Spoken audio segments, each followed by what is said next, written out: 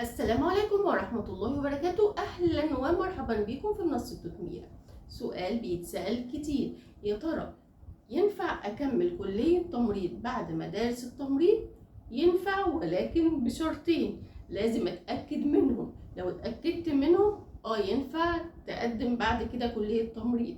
لو الشرطين دول مش موجودين للأسف لأ، المفروض تدخل معهد فني تمريض الأول وبعد كده تدخل كلية تمريض.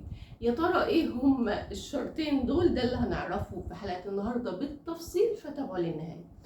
أول حاجة سنين الدراسة، وده العام دلوقتي ان كل مدارس التمريض زمان كانت 3 سنين فقط. دلوقتي السائد والعام ان هي بقت 5 سنين.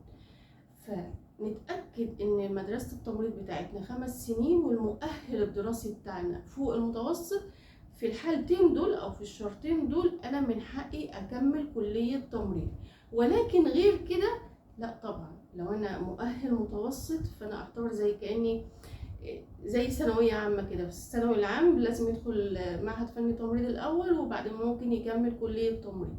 فانا اتاكد من الحاجتين دول اللي هم سنين الدراسه، ان انا بدرس 5 سنين طبعا، ودلوقتي بقينا بندرس بالانجلش، والمؤهل الدراسي بتاعي هيكون ايه.